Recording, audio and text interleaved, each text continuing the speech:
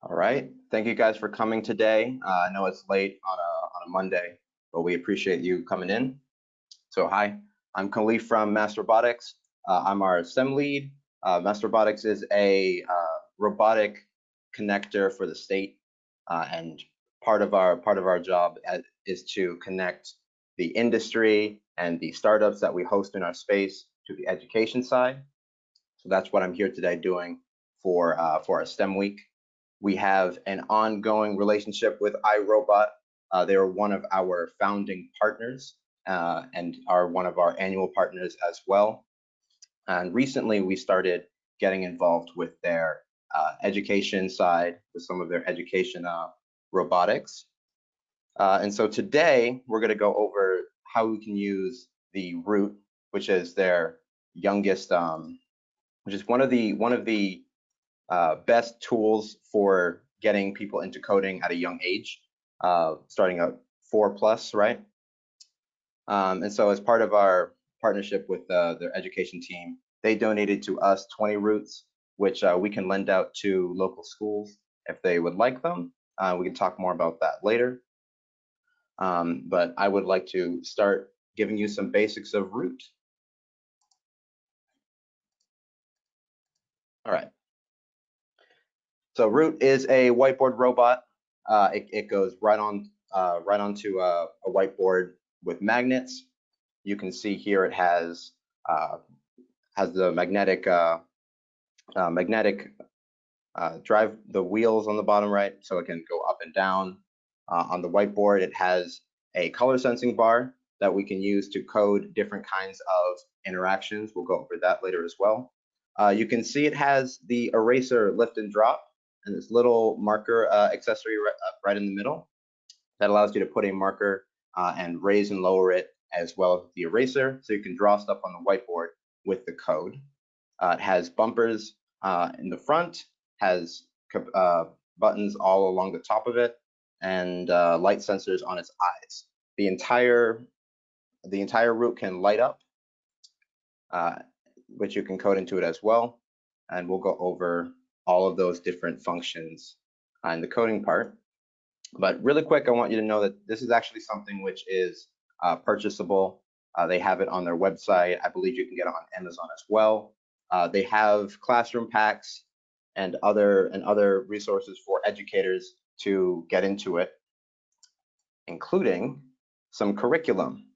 So they have a whole curriculum already made, so you don't have to create entire lesson plans. And right now they have stuff for the younger, as you can see here, it's grades 1 through 3, 3 through 5. If that's not clear on your screen, I apologize, but it is there.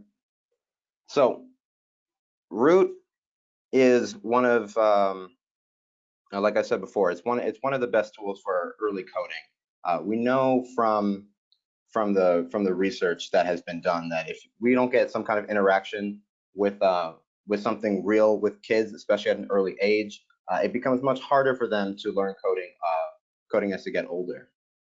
So with Root, we can get them interacting with something real, something physical, in order to teach them some of these concepts before they are before they have their first AP computer science class, right? Later in high school. So at the top of the screen, you can see a website, code.irobot.com. That is their virtual online web app to code Root. So if you go to that website, you'll see something similar to what is here right now, except without the 3 little squares at the bottom. And if you click on the plus icon, it brings you right into their web interface. So certainly now that doing anything in person, doing anything physical is very difficult. Function like this is very helpful so that you can actually teach some of these concepts even when you don't have a physical Root at all, or when they simply can't come to your class. So you can see there are several levels of coding style, the bottom left, each with color-coded types. So the basics of it, you have these different inputs or different events that we can code around. For instance, the bumpers that I talked about on the front, we can code that when that is pressed, you can go forward. So each of these blocks is fully customizable. You can click into it and see the interface here. This is the forwards and backwards motion of the robot. If we go to a higher level, you can see it's exactly the same code, but it's been translated to something which allows for a larger amount of coding logic. And at the bottom, you can see now there is access to some more intelligent methods of coding. But back to the simple one very quickly. If you haven't gone to the website already and started playing around with it, I would encourage you to. It's always best to get a feel for this kind of thing. So let's do a very quick demonstration of how we can use this even in a virtual space. So right now I have this basic program. It will go forward and then it will light up. We can see we can change this light to be whatever we want it to be. I'll make it red. And I have some routes here in person, so you can see some of it working. Right. So I have to turn the route on. There it goes. And we're going to control this from the web interface. Let me actually go back really quick and show you how to connect to the route. So at the very top, you can see this bar. There is a little button to pair. Pairs automatically. And now we can see that the routes come online. If you're using this, if you have this window open and you press play, you can see it's a full simulation. So I can click on the bumper and it goes and flashes red, which is exactly what we'd expect. Now, if I close this and then go back to the whiteboard,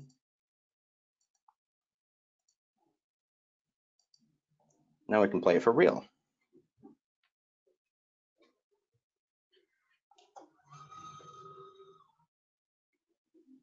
Wonderful. So that is at the simplest level how the route works and how we can connect to it. So now we have to figure out how we actually how we can actually use this to teach coding. So right now that we're virtual, what teachers can do is have a physical route, and they have the only physical route. But if you use a web app and you name something, let's name this test. Very fun name. I'll refresh the page really quick. New project. Yay.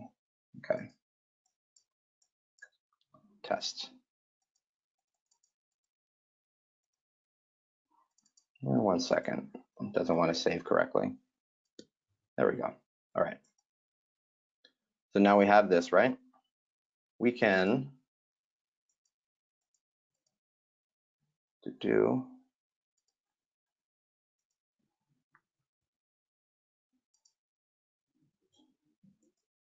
so we can upload at the very bottom of the screen to the right. Actually, you know what? I'm in the way. Let me take myself out the way real quick. Ooh, okay. So you see at the very bottom, there's a little cloud icon. If we click on that, click on what we want to upload, it will share the project automatically with this little code. I copy that, and now I can download that project by typing it in to the after pressing on the little cloud button there. So now I have the same thing here. So this is one of the ways that we can use it to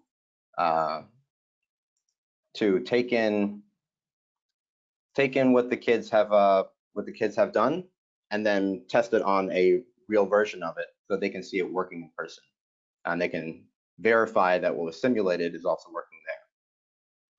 So that's the basic for making the program. Let me show you now some of the more advanced things so that you can just see some of this, some of the root working real time. So I'm going to reconnect to the root here. All right. So I'm going to recreate this program from scratch, just so that you can see it all happening. So this is a basic program that I want the root to go forward, and then once it hits the green, it will stop. Very simple in theory, at least. So in level 2, you can see there are the same commands as we saw in level 1. Same commands that we saw in level 1, except they're a little more nuanced, a little more complicated. But if you have more of a middle school group, this is a good place to keep them at. So just like the other ones, if we click on any of the blocks, we can change around their settings to be whatever we want. And within flow control, this is all our programmer language. We can add in a while loop. While loop is just a loop that will keep going until a value, keep going while a value is true, and will stop when the value is false. So we can drop this in. So right now, the program would keep running indefinitely because we never set the while to false. So within the program, we can set our own variables. If we pull in the set variable anywhere here, it automatically adds it to the top. And this is where we can modify, this is how we can modify a variable. So I'm just going to change this to sees green. You can't click on it directly, you have to drag it if you're following along. So you drag to click on the variable, and now it's a variable sees green. So we can pull in under events, this right here, remember, is the color bar at the bottom. It has a whole bunch of sensors to sense what color is right under the robot. So when it scans green, we want to set the variable sees green to true. Now, we haven't said this while loop, told this while loop to talk to the set variable loop, the sees green variable. So we can just drag in from, you can see from the logic at the bottom, right? Drag in the my logic. And if you drag it until you hover over it, you see the little orange outline. You can see it popped right in there. And it added my logic to the top, but we can change that again by clicking in it, dragging it to sees green. And now we have our basic loop. All right, so a couple things, a couple extra things. Sorry, I'm going by this very quickly. I want to make sure I can show you some of this stuff, but a lot of it is going to be down to either following inbuilt curriculum or just testing around so that you have a better lay of the land, so that you can teach this to your kids. So right there, I want to make it so that while it doesn't see green, it moves forward. So I pulled in the logic, this logic block here, and dragged in the variable we created.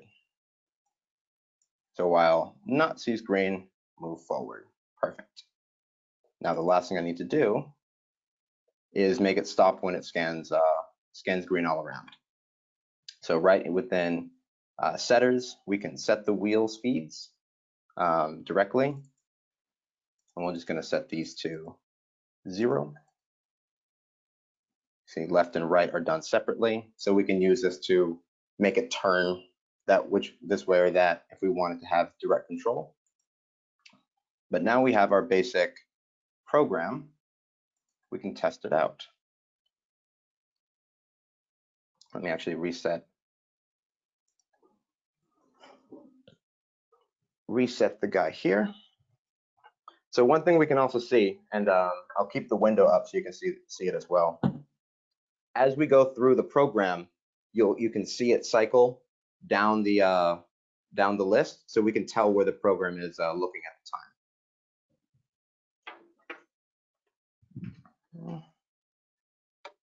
And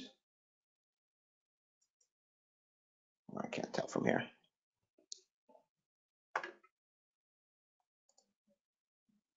All right, so now we're playing it. You can see it. It's going forward in 16 centimeters. It goes past the blue and stops at the green. So confirmed, it does indeed work. We got it. So that is an example for a bit of an older audience. But if we want to do something much simpler for your youngest kids, we stay in level 1. We stay in level 1. And we can do some of the fun things with the art side, which is the markers and the drawing. So one of the fun challenges to do is just try drawing a letter. In this case, I'm going to draw, let's try drawing, let's do an H for fun. So just as before, we can drag in the blocks that we want.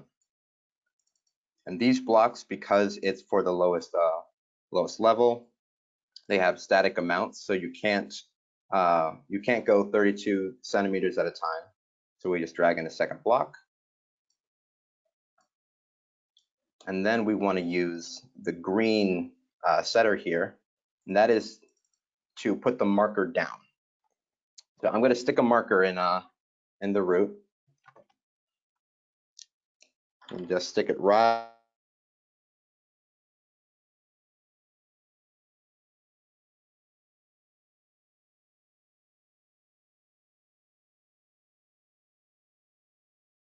in the middle, and it has a little actuator that will push it up and down so it's not constantly drawing when you don't want it forward. Then I want to put the marker up the end of it. Oh.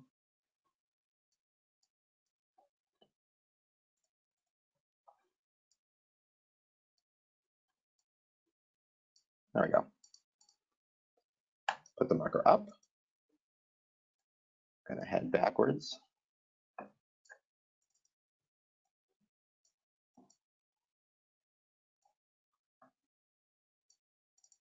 So just our turn 90 degrees. Go forwards. Oh, I missed something in there. Put a marker back down. Go forward.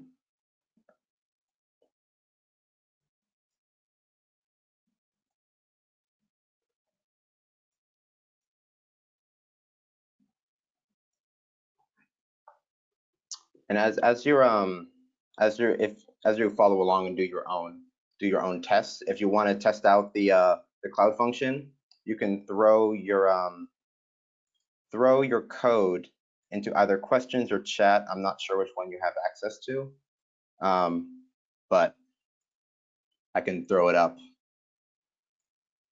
And we can see it in action. All right, so what am I doing here? So in talking, I've gotten confused with where I am, but no worries.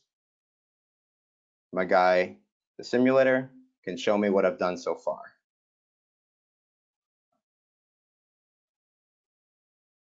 All right, I see where I am and where I've gone horribly wrong.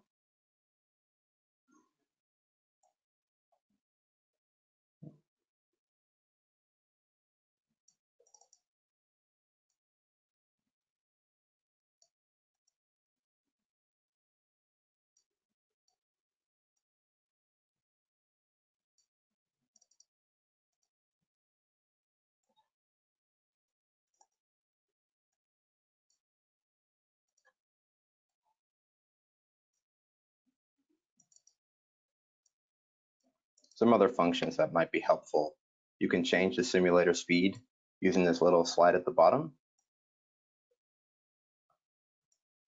And then you can also zoom in or out if you have a particularly large thing you're looking at. And then when you're done, you can click the reset in the bottom corner, and that'll clear out anything you've done. I want to test this out again. And look at that. In theory, I've made something which works, and now I can test it out on the whiteboard.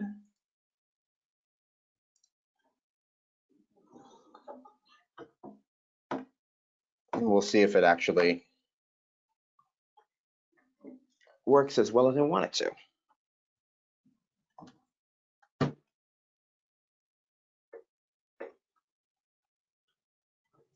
Wonderful. Now let's start that program.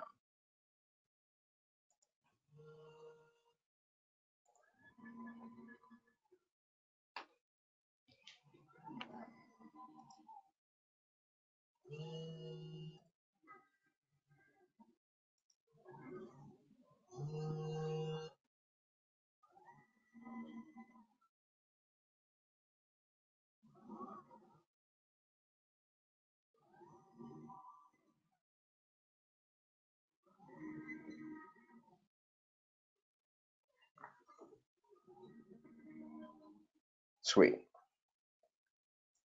So we've managed to now make an H. And that's our most basic type of test. And you can see how it's not very difficult to start getting into it, start making something. And that's using just the basic drawing tools. We can do some more, some cooler logic as well, even with the youngest. So that's when the bumpers come in. If you have them, if you put a whiteboard surface or put it on the table or something, it can ride around on the table. You can play games with it using the bumpers here to control the direction it goes. So if we want it to turn based on the direction, you can do a very simple thing like that, and you can use it to play little games. It's very versatile in what you can do with it once you get it in your hand and come up with something creative. One of my coworkers brought it to his kids' classroom. He came with some of the inbuilt curriculum that was on the iPad app version, which, by the way, there is an iPad app. Sorry for forgetting that. But he brought it in. The kids learned it in half the time that he had learned it in, and were needing new stuff to do immediately. So they came up with a whole game, race around a little maze they made, and again, that kind of thing can be done very easily with all the different sensors you can put in. So if we wanted to make a maze, we can have it stop whenever it sees green or blue or black or whatever marker color you have, so that it can follow the path of the maze without and get to the end and all that kind of stuff. So if you have any questions, now is a great time to start hammering me with anything. I said I'd talk a bit at the end about us lending it out. So we're allowed to lend out the routes we have, and we'd very much like to. Originally, we planned to have kids in, and it's one of the things we can do when they're in our space. But obviously, right now, that is not an option. And in Boston, we're transitioning back to full remote, of course. So there's limited things we can do with the physical routes, but there are a couple options, say with a teacher having one in their home and allowing the kids to practice coding, and then upload them to the thing. Did someone raise their hand or something? I don't know. Okay, but anyways, so we're open to doing that. You know what? I'll put my email on the screen so that if you have anything you want to talk to me about, we can do that later. But yeah, also if you have any questions about the how to code route itself, I can answer most of those as well. Okay.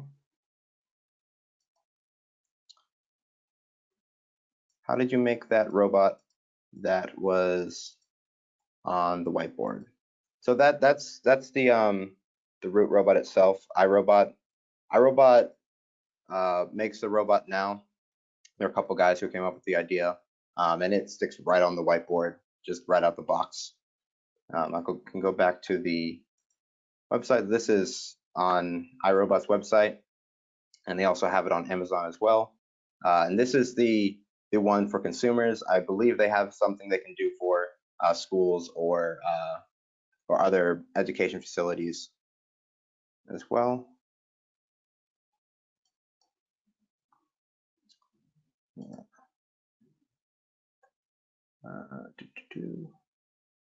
Oh, see, there is a question in here.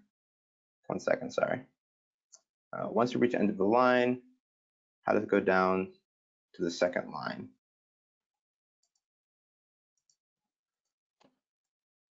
I'm guessing you're talking about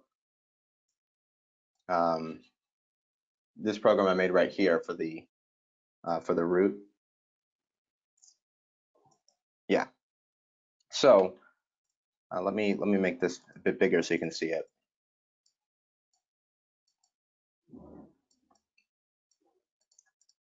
As it went through, each of these little portions is 16 centimeters. So when it started, it put the marker down, went forward and made this first line, right? Then it put the marker up before moving back and turning 90 degrees, putting the marker down, and then goes forward again to make that second line. And then it just turned again, moved up, and then put the marker back down and straight down. I can see in here I forgot to put the marker up before doing that last motion, but it all worked out in the end. As often coding seems like it's all crazy, and then it comes together at the very last moment.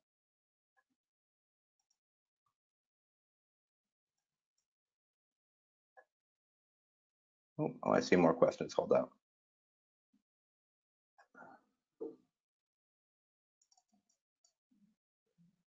Okay.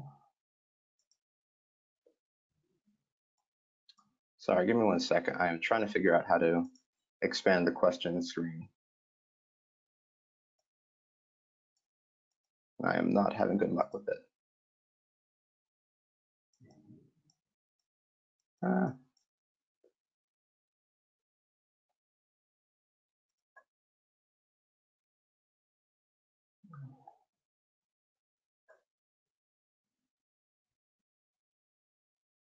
Actually, Joyce, can you do me a favor and yeah, Joyce is coming. Sorry about this.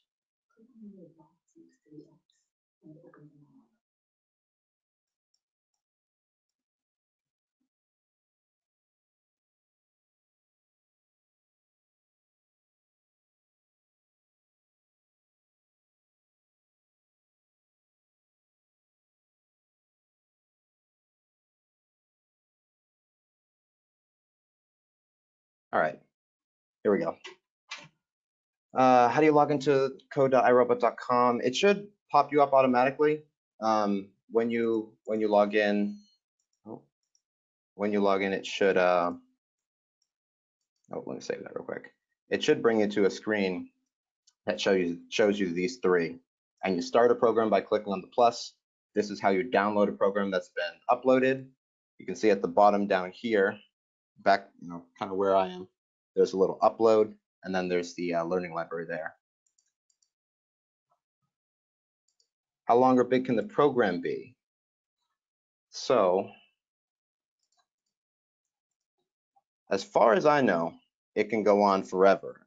When you start making something that goes linearly across the screen, at some point it will hit the end here, but that's also is a good time to bring up good coding practices so we don't bring things to the end of the screen. But of course, on level 2, it scrolls everything down instead of across, so it's much easier to fit programs in.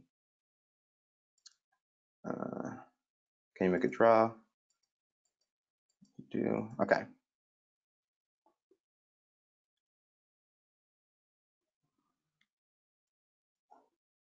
So another question, how do you know if the program is running? If you have the physical root, it will beep and you'll hear it when it starts going and its little eyes turn on. Otherwise, with the simulation, you can open it up and play any program you've done, and you can see it will follow whatever you've written here. Can you use any robot that is magnetic? So if you're asking about, I'm guessing you meant whiteboard that's magnetic. So if you have a whiteboard that's magnetic, it will pop on automatically. If you don't have a magnetic whiteboard, the root itself comes with a little pad that you can put on a table and actually use it just like that, because they were thinking about that as well. And also you could put it directly on a table. If you don't want it to draw on the table, you don't have to have it actually draw, but you can still code and it will still move around on a table.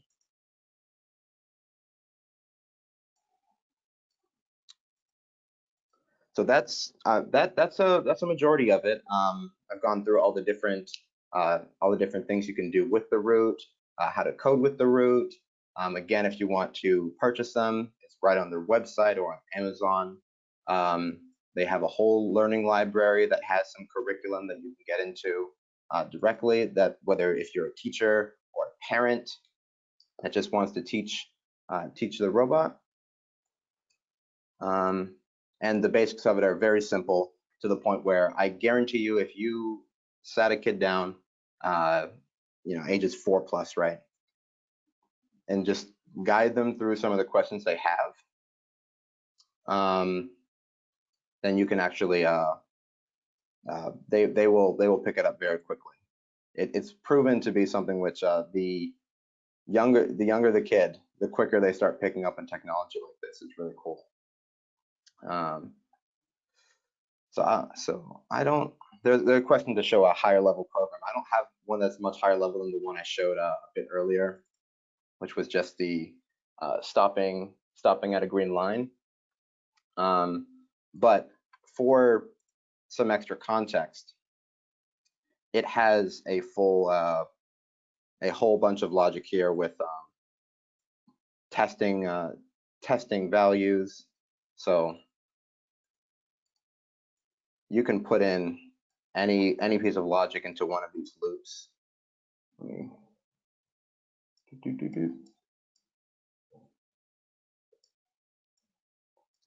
can put any one of the logic blocks into one of the flow controls, and then they have math as well. So if we wanted to do math and we added a number here, set my number to, I don't know, 5. We can input in that number to a code block and actually use that map to make a program that will use the logic of the map to do something wonderful. A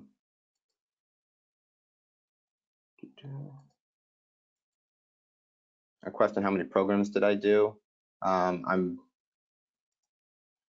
not sure. I don't know what you mean. What programs? I made a whole bunch of programs here just to test out the different functionalities. Right.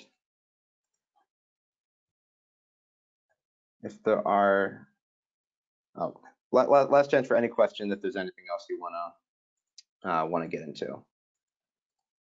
Otherwise, this has been Master Robotics, helping you learn a bit more about iRobot's little whiteboard coding robot.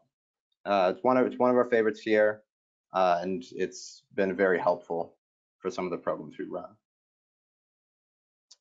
So right, if you want to borrow one, let me put up my my email on the screen.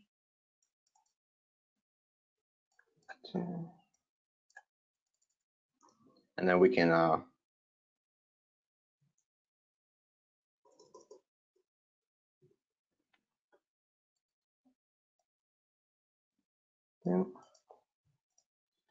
so if you are a parent or a student, you can go to the iRobot website and purchase one for $200, also on Amazon. If you are, let me fix that spelling. If you are a teacher at a local school, we can send you one so that you can use it for your classroom. There it is. And you can do that by just emailing me. Email's right at the top of the screen, and we can go on from there.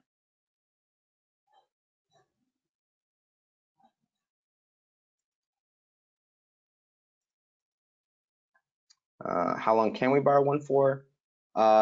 Depends. Right now, everything's a little up in the air with COVID, but we'd like to keep it at a concise and not indefinite, but that's something that we can talk about once it comes about. There's also an option if there's any classroom that particularly is like, man, we really want a whole bunch of these, but we also want our kids to have them, we can arrange for the entire set to be sent out.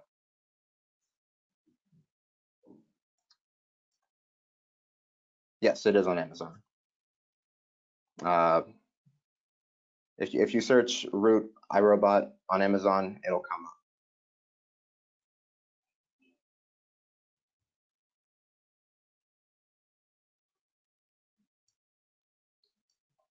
All right.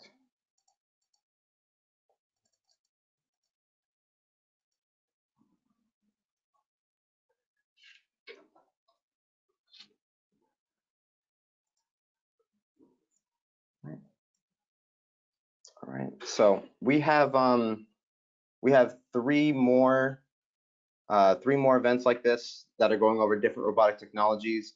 The one tomorrow is Little Bits, and that's a Lego block electronic circuit maker. We'll go over how we use that and the benefits to that. That's also for middle school-ish age. Then the third day, so on Wednesday, we're going to be hearing from Soft Robotics Toolkit, and they make a robotic hand, which has soft robotic grippers, and that's something which the kids actually build, do the molds themselves, make this thing all from scratch that can actually grab things, and it's far more like you get to build the whole thing from scratch. And then on the last day, on Thursday, it's Brainco. Brainco makes prosthetic hands, and they have a kit which you can make a whole prosthetic hand and program it from scratch.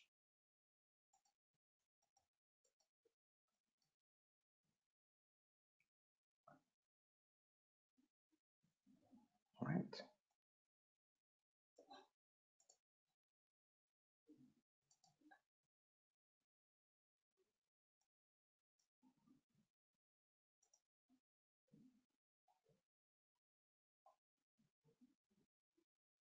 All right. Thank you guys very much. I hope you got everything out that you needed. I hope you learn more about Root, and I hope to see you guys later this week.